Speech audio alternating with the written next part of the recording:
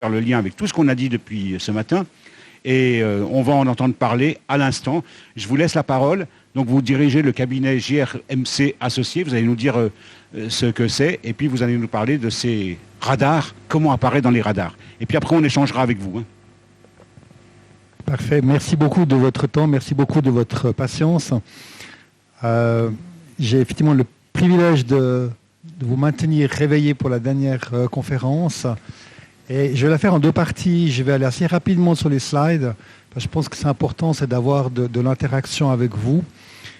Je faisais une réflexion en écoutant la conférence d'avant sur le Grand Genève. Et je me disais toujours cette différence de vitesse entre le monde politique et la réalité du terrain.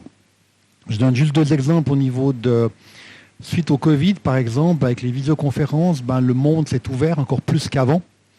Alors c'est clair qu'il y a toujours des contraintes géographiques pour se déplacer d'un endroit à l'autre, mais actuellement, j'ai des candidats qui ont décidé de partir en voyage et qui travaillent dans le domaine informatique et ils travaillent depuis Dubaï, depuis Bali ou depuis New York ou depuis Buenos Aires. C'est quelque chose qui, avec le Covid, est devenu beaucoup plus normal. Je donne un exemple. En Suisse, certaines banques, avant le Covid, disaient « on veut nos collaborateurs tous les jours au bureau ». Avec le Covid, bien sûr, ça n'était pas possible, donc on est passé de 0 à 100. Et maintenant, ils reviennent à 2 jours, 3 jours. Et ça, c'est un élément qui est important. Et c'est pour ça que quelquefois, je suis un peu perplexe par rapport à certaines réflexions politiques de frontières, alors qu'on est dans un monde numérique, on est dans un monde qui évolue très très vite.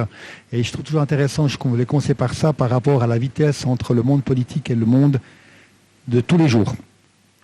Alors en deux mots, donc effectivement, quelques mots sur notre cabinet, l'état du marché, votre CV. Les dessous d'un processus de recrutement, ça c'est un élément important parce que souvent on a tendance à oublier des étapes. Après quelques mots sur la phase chassée du chasseur. Alors c'est vrai que le terme chasseur de tête fait un peu sulfureux, mais c'est vrai que c'est le terme que tout le monde utilise. Moi je dirais plutôt que nous sommes un intermédiaire entre des gens qui sont en recherche d'un emploi ou en emploi et des entreprises qui recherchent un collaborateur. Beaucoup de gens disent « je cherche le meilleur candidat ». Ce mot ne veut rien dire. Pour moi, on cherche le candidat le plus adéquat. Parce que quelque part, il y a toujours quelque part un poste pour vous, une entreprise pour vous. Après, c'est de trouver la bonne. Et pour moi, il n'y a pas de bon ou de mauvais candidat, mais je dirais qu'il y a le candidat qui est adéquat. Alors, notre cabinet, donc, il a été fondé il y a une vingtaine d'années. Donc, je me présente, Christophe Andréaé. Et JRMC, en fait, il y a trois acronymes. Le vrai terme, c'est Jacques Renaud Management Consultant. C'est ce que vous trouverez dans le registre du commerce. Mes filles un jour m'ont dit, c'est job rare, méga cool. Et nous, on a essayé de le mettre par rapport à nos valeurs qui sont joie, respect, maîtrise et confiance. Et si vous avez le temps, je tiens un blog sur le journal Le Temps, letemps.ch. Et c'est toujours intéressant. Le blog, pour moi, il a deux intérêts. D'abord, c'est l'interaction avec des gens, aussi sur LinkedIn. Puis aussi, ça permet de réfléchir. Ce qui est intéressant dans un blog, c'est de pouvoir, en 3000 caractères, synthétiser un sujet. L'état du marché, je pense que vous le connaissez, mais je pense qu'il y a quelques éléments qui sont importants à vous donner. C'est effectivement un marché frileux, Covid oblige, pour deux raisons. D'abord parce que les entreprises sont toujours inquiètes à savoir ce qu'elles doivent recruter, pas recruter, est-ce qu'il y a une fermeture. Je donne un exemple. Par exemple, aujourd'hui, il y a une grande pression sur les matières premières. Vous avez des entreprises dans la construction qui ne peuvent pas poser du carrelage parce qu'il n'y a pas de colle. Moi, j'ai une connaissance qui commande des vêtements techniques dans le domaine sportif.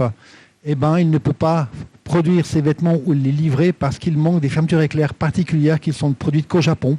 Et actuellement, il y a 3 mois, 6 mois de délai pour obtenir ces fermetures éclairs. Donc, ces éléments-là font qu'effectivement, il y a une incertitude importante. L'incertitude fiscale, vous la connaissez par rapport au télétravail. Aujourd'hui, il y a toute une réglementation qui n'est pas tout à fait claire par rapport à la suite. Et bien sûr, il y a des métiers qui ont des pénuries, d'autres pas. Aujourd'hui, on recrute plus de postes de spécialistes et d'experts que de postes de cadres. Le temps de recrutement se rallonge. Puis bien sûr, la fin d'année apporte son lot de stress par rapport au fait que beaucoup d'entreprises sont déjà dans les budgets et peut-être pas forcément dans le temps de recruter. Un élément qui est intéressant pour vous, je ne sais pas si c'est des gens dans la salle qui l'ont, si vous êtes disponible immédiatement, ça peut être un avantage dans certains processus de recrutement parce que on voit très souvent l'entreprise prend du temps pour décider si elle recrute ou pas. Et le fait, à un moment donné, si on a le choix entre 2 candidats et qu'un candidat peut être disponible plus vite, ça peut être un élément différenciateur. Donc ça peut être un avantage. On m'a posé la question surtout par rapport à LinkedIn. Aujourd'hui, LinkedIn est vraiment le vecteur important dans le domaine du recrutement. Je dirais que si vous n'êtes pas sur LinkedIn, vous n'existez pas. Et ça, je crois que c'est un élément important à avoir en tête. Je vais commencer par mettre aussi, Google n'est pas toujours votre ami, c'est un élément important. Prenez le temps d'aller voir quelles traces numériques vous avez sur Internet. Donc sur Google, vous tapez prénom, nom, nom, prénom, avec les guillemets, sans les guillemets. C'est des fois assez intéressant de voir ce qui ressort, parce que tout recruteur professionnel, c'est ce qu'il va faire. Il va voir quelle est votre trace numérique sur Internet. Il n'y a pas forcément de voir votre profil Facebook, parce qu'aujourd'hui, Facebook est assez verrouillé si vous avez paramétré correctement votre profil Facebook. En revanche, LinkedIn est ouvert, et là, vous devez effectivement savoir ce qu'il y est. Quand je dis n'oubliez pas que c'est Facebook derrière, c'est clair que vous savez que LinkedIn a été racheté par Facebook. Et ça, c'est un élément important. Ça veut dire quelque part, c'est les mêmes moteurs de recherche qui existent. Donc, ça veut dire quoi? Ça veut dire qu'il faut avoir un profil cohérent, à jour. Le profil doit aussi être cohérent par rapport à votre CV. Ça, c'est un point pour moi qui est fondamental. Si le CV et le LinkedIn ne sont pas cohérents, c'est clair que ça crée un doute. Vous devez aussi avoir au moins 500 connexions. Vous avez vu quand vous êtes sur LinkedIn, vous avez le nombre de connexions. Dès que vous avez 500 connexions, nous, en tant que les autres personnes, voient 500 plus. Quand vous avez moins de 500 connexions, on voit le nombre que vous avez. Donc, quelque part, si vous voulez avoir un réseau qui tient la route, vous devez avoir au moins 500 connexions. Pour l'utilisation, je dirais c'est un peu la même chose que ce qu'on peut trouver sur Facebook. Vous devez mettre des informations, vous devez en partager, vous devez liker, faire des commentaires. Ceci vous donnera une existence. Et puis aussi un élément important en termes de, je dirais, c'est l'élément de politesse. Quand vous demandez une connexion à quelqu'un, mettez un mot personnel et la raison de la demande de cette connexion. C'est important. Je trouve que c'est un petit peu comme quand vous rentrez en connexion avec quelqu'un, vous n'allez pas dire salut, comment tu vas? Vous allez dire voilà. Ça, je pense que c'est important. Donc n'hésitez pas. Si vous voulez me demander une connexion, faites référence à ce qu'on a vécu aujourd'hui. Ceci me permettra de faire le lien. C'est aussi un magnifique bottin de téléphone, dans l'autre sens, quelque part. Vous voulez travailler chez Rolex. Avec LinkedIn, vous pouvez savoir qui c'est qui travaille chez Rolex et qui est dans votre réseau, soit au niveau 1 ou au niveau 2. Et par rapport à ça, pour moi, c'est déjà l'élément principal au niveau du réseau. C'est LinkedIn vous permet de pouvoir rentrer en contact avec des gens qui travaillent dans l'entreprise qui vous intéresse. Et là, bien sûr, n'hésitez pas à utiliser le réseau frontalier ou transfrontalier, c'est un réseau important. Et n'oubliez pas cet élément. Aujourd'hui, 80% des postes se font par cooptation, par contact personnel. Il y a 20% qui se fait par agence. Donc, quelque part, certains postes, vous ne les verrez jamais sur le marché. Même nous, on ne les voit pas, quelque part. Et là, utilisez votre réseau, allez voir les gens. Et ce que j'observe depuis quelques années, c'est que de demander un entretien à quelqu'un ou un rendez-vous, c'est quelque chose qui se fait de manière beaucoup plus logique qu'avant. Avant, c'était beaucoup plus, fermé. Aujourd'hui, vraiment, on est dans un monde beaucoup plus, ouvert. Et encore maintenant, de plus encore avec les possibilités Zoom, Teams ou autres, quelque part, la personne peut vous dire, écoutez, je vous fais un rendez-vous Teams d'un quart d'heure. Et en un quart d'heure, c'est important le nombre de choses qu'on peut arriver à dire. Donc, ça vous permet d'aller beaucoup plus loin. Le CV est la manière de postuler. Alors, le mail direct est toujours important. C'est quelque chose qui est nouveau. Avant, c'était, peut-être certains parmi vous s'en souviennent encore, on postulait par poste avec une lettre de motivation. Donc, un CV concis et à la Suisse. Quand je dis la Suisse, ça veut dire deux choses. Je parlerai un peu plus loin, mais c'est votre date de naissance. Arrêtez de penser qu'en la mettant pas, on ne saura pas que vous avez 59 ans ou 58 ans ou 42 ans ou 25. De toute façon, on le saura très vite. Donc, donnez-nous un certain nombre d'informations. Le domicile aussi est important. Pourquoi ? Parce que globalement, en tant que frontalier ou que français, suivant où vous êtes, c'est clair que c'est important pour le recruteur ou l'entreprise de savoir où est-ce que vous habitez. Et dans la lettre de motivation, aussi expliquer le pourquoi. Alors là, j'ai parlé de lettre d'accompagnement plutôt que de lettre de motivation. Parce que motivation, a priori, si vous postulez, c'est que vous êtes motivé. Mais je crois qu'à ce niveau-là, il est important dans la lettre d'accompagnement d'expliquer, par exemple, j'habite Marseille, je veux travailler à Genève. C'est clair s'il y a juste ça comme information, on ne va pas comprendre. Donc il y a de fortes chances qu'on se dise, c'est quelqu'un qui essaye, dossier il est refusé. Alors si on explique qu'on veut travailler à Genève parce qu'on a de la famille à Annecy ou que notre conjoint a déménagé et prend un nouveau poste à Genève, c'est clair, ça donne différents éléments. Du même principe, pourquoi eux et les manques? Quelque part, si on vous demande dans un poste l'allemand, quelque part, si vous ne le mettez pas dans le CV et que vous n'expliquez pas dans votre lettre d'accompagnement que l'allemand, vous êtes prêt à l'apprendre, ou bien vous avez quelques notions et que vous êtes motivé à l'apprendre, on va se dire, mais il n'a pas compris l'annonce. Et ça, c'est des éléments intéressants. Ça montre aussi que vous êtes déjà dans un processus de réflexion. Bon, les oublis, pour moi, c'est clair. Les typos, les fautes. Alors, les fautes d'orthographe, c'est clair que malheureusement, le français se perd. Et ça, c'est un point qui est important. Après, l'élément toujours, c'est que, vous l'avez sûrement déjà vu, la plupart des annonces que l'on voit, je dirais, c'est la liste après-vert, c'est la liste du Père Noël. On veut quelqu'un qui parle 5 langues, qui a 30 ans, mais qui a 25 ans d'expérience. Donc, je crois qu'à un moment donné, il faut essayer de décrypter ça. Et la lettre d'accompagnement vous permet de donner des éléments. Un petit conseil, par exemple, dans la lettre d'accompagnement, c'est de mettre dans le corps du mail les éléments importants, mais en attachment, de mettre aussi une lettre, l'essentiel de cette lettre sous un format PDF, par exemple, ce qui permet à un moment donné au recruteur, quand il va sauver les documents, d'avoir directement les éléments dans une base de données plutôt que le corps du mail. Le réseautage aussi, on en a déjà parlé. Au niveau du réseau, quand je parle de maximiser les contacts, si vous êtes un spécialiste de la logistique, par exemple, eh ben, essayez, et vous êtes intéressé, de nouveau, je prends l'exemple de Rolex parce que c'est assez clair, tout le monde le connaît. Ben, si vous êtes intéressé à travailler chez Rolex dans la logistique, l'entrée des RH n'est pas forcément la seule entrée et la meilleure entrée. Peut-être c'est de discuter avec des gens qui travaillent dans la logistique chez Rolex, discuter avec le manager, lui expliquer ce que vous faites, essayer d'avoir un entretien avec lui, une discussion avec lui, ce qui fait qu'à un moment donné, vous serez connu de lui par rapport à vos compétences. Au moins, il y a un poste en logistique, c'est lui qui va aller au RH pour dire appelle Pierre Dumont ou Dupont parce que lui, il est intéressant. Et ça, souvent, on a tendance à l'oublier.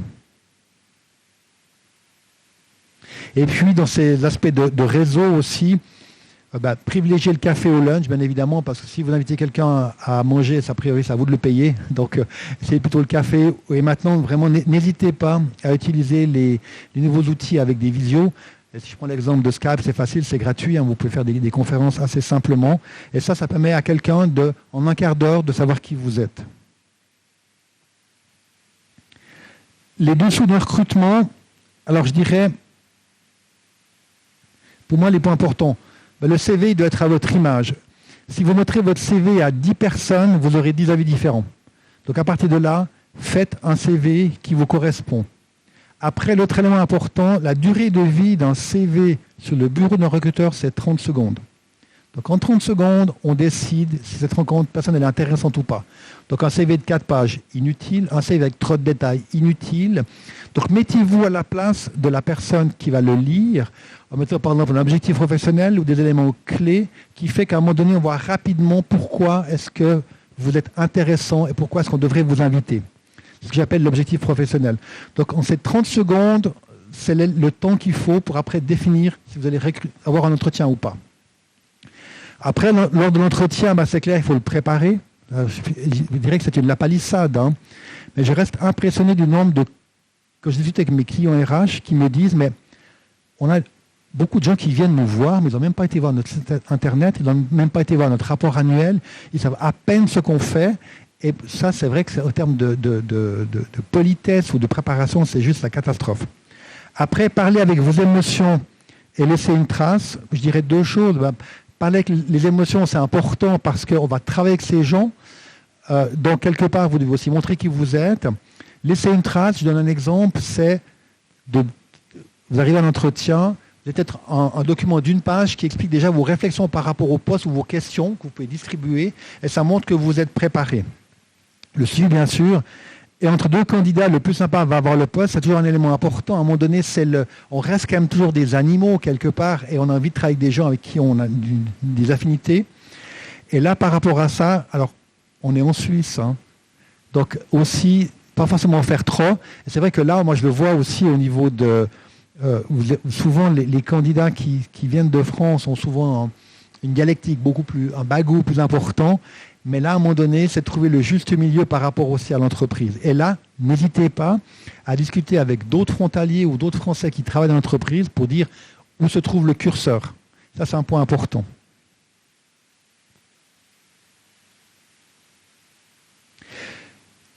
Ça, c'est le titre de mon prochain blog, mention, omission ou transparence. Alors, j'avais fait une visioconférence pour le groupement transfrontalier il y a environ un mois, et c'est des questions qui sont ressorties. J'ai essayé de vous les mettre pour un petit peu avancer. Comme je disais, inutile de ne pas mettre votre date de naissance et où vous habitez, on en a déjà parlé. Votre valeur ajoutée par rapport au poste, c'est aussi de nouveau, c'est un peu comme quand vous lisez un article dans un journal, c'est le chapeau qui va vous faire avoir envie de lire la suite. Vous, c'est pareil. Et la même chose, n'en faites pas trop.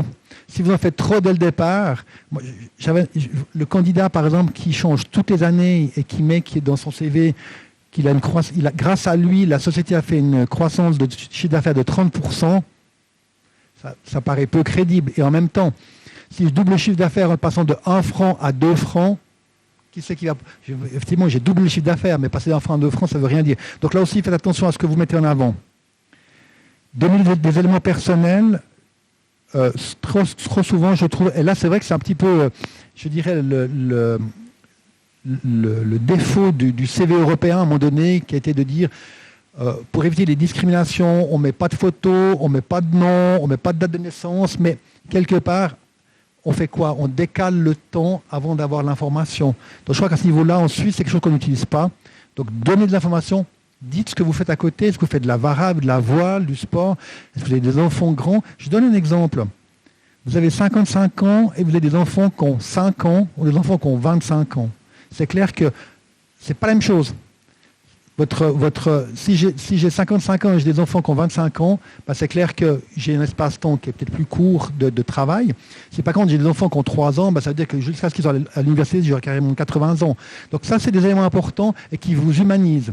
Si par exemple vous faites de la voile et que le recruteur il fait aussi de la voile, bah, il y aura un côté sympathique qui va reconnaître.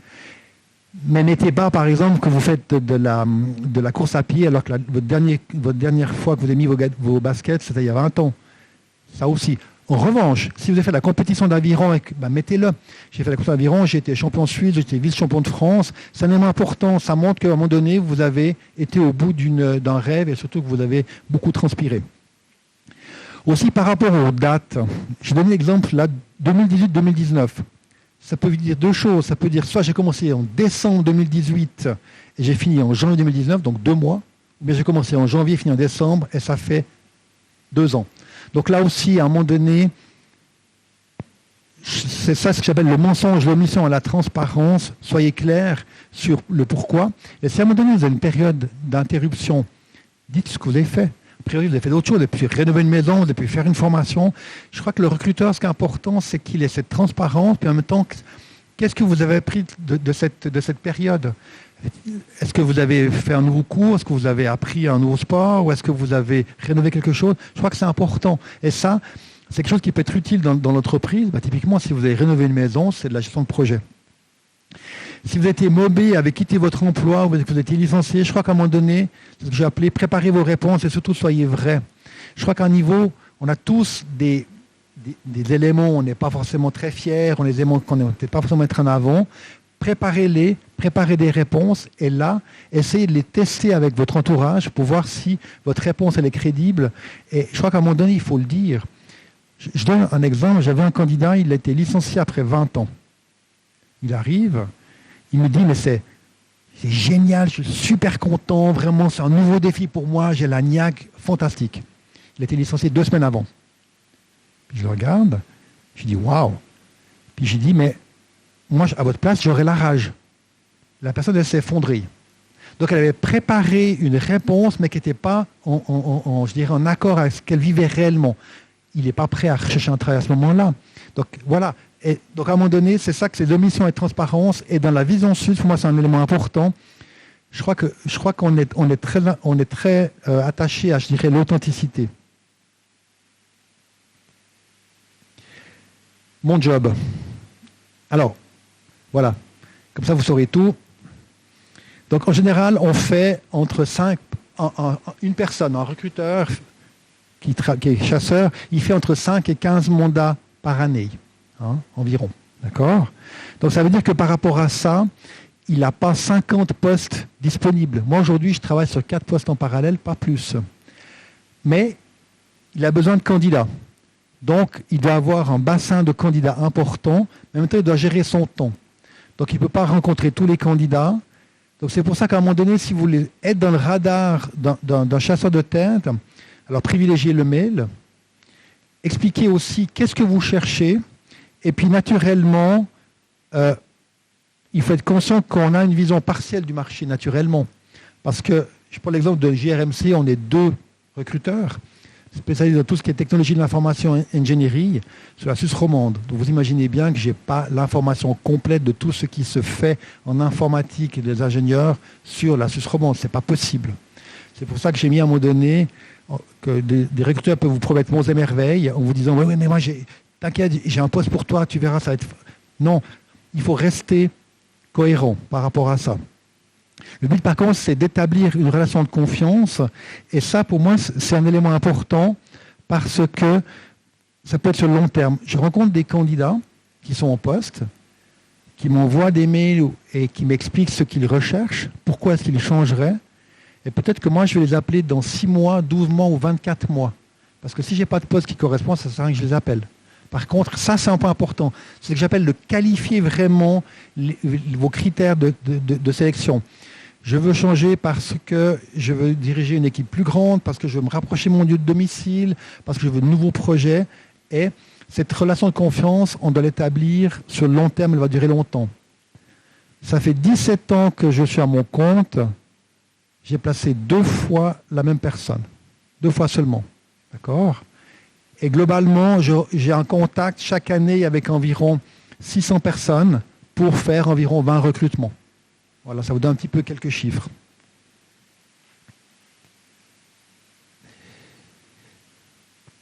Là, j'essaie de mettre un petit peu pour les personnes qui sont en recherche active, c'est-à-dire qui sont sans emploi et qui recherchent.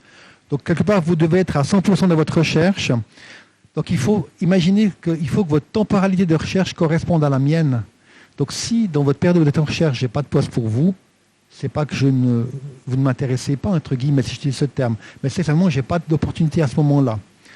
Donc la probabilité de trouver par intermédiaire elle est beaucoup plus faible. Donc c'est ce que je la mets environ de 5 à 10%. Donc ça veut dire que si vous passez 1 heure avec un recruteur, vous devez en passer 9 à travailler votre réseau, à faire des contacts, à faire des postulations. Et ça, c'est un élément important. Moi, je vois encore trop de candidats qui ont l'impression que parce qu'ils ont fait un contact avec 3 chasseurs de tête ou 3 recruteurs, ils vont trouver un emploi. Et ça, c'est encore bien plus important quand vous êtes en recherche d'emploi active. Et puis la temporalité, c'est clair, c'est un peu la même chose.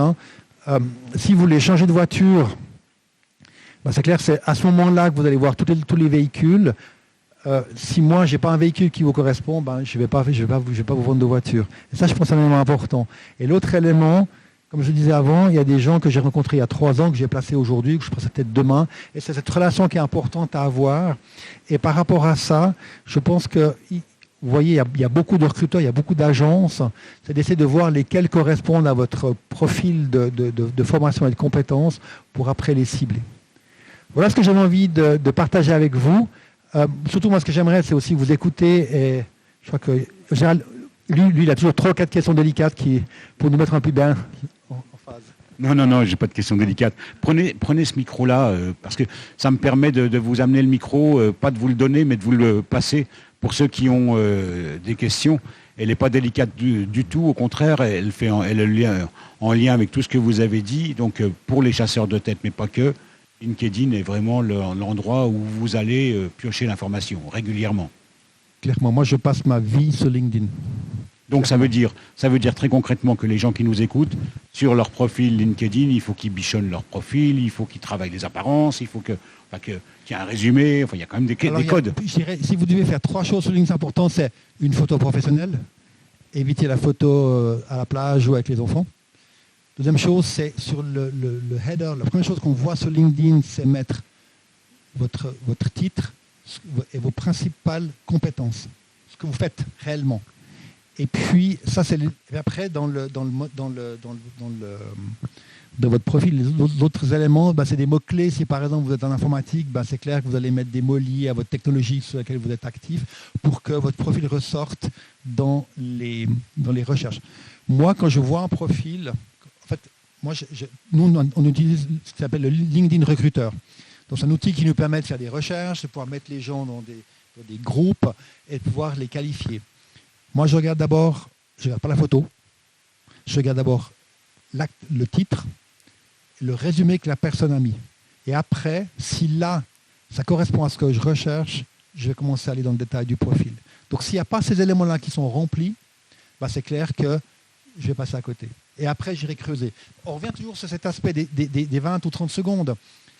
C'est clair que si un candidat m'intéresse, je vais passer plus que 30 secondes, mais en 30 secondes, je vais décider si je creuse ou pas. LinkedIn, c'est pareil. Puis vous parliez des mots-clés, pour ceux qui ne connaissent pas. Les mots-clés, mettre des mots-clés dans son profil, dans son résumé, ça s'apprend? Non, alors c'est assez simple. C'est-à-dire que si vous êtes spécialisé en physique nucléaire, vous devez avoir au moins physique nucléaire quelque part dans votre profil. Si vous êtes en informatique, vous êtes un spécialiste de SAP, vous devez avoir SAP dans votre profil. C'est ce genre de choses-là.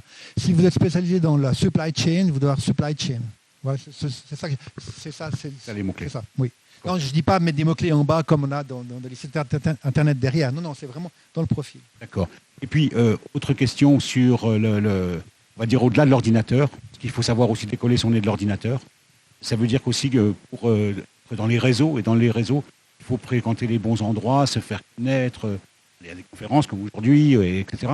Il faut décoller son nez de l'ordinateur. Alors, il faut décoller son nez de l'ordinateur. Ça fait 20 ans que je fais ce métier et moi, on nous dit toujours que notre métier va disparaître parce que les plateformes, l'intelligence artificielle va faire le travail et que quelque part, on n'existera plus. Ça fait 20 ans qu'on nous le dit, on est toujours là. Pourquoi ? Parce que notre valeur ajoutée, c'est la connaissance du candidat. C'est sa personnalité, c'est ce qu'il aime faire, c'est ce qu'il a envie de faire. Et ça, vous ne le trouverez jamais sur un réseau social. Vous, c'est pareil. Cette partie-là, vous ne pouvez seulement la mettre en avant en rencontrant les gens. Et moi, j'ai fait des parallèles parce qu'il y a plusieurs études qui ont été faites sur les sites de rencontres. Quelque part, c'est un peu la même chose. Si vous restez uniquement sur le site de rencontre, vous n'allez pas à la personne. Donc, c'est pour ça que LinkedIn doit vous permettre uniquement de rencontrer des gens, aller au contact, mais après, il faut les rencontrer. Il faut rester humain, absolument. Merci. Alors, c'est ça, j'allais dire, une conclusion pour le groupement des frontaliers, parce que c'est ça le groupement. Ça permet tout ça. Qui veut prendre la parole? Qui veut... Madame, je vous donne.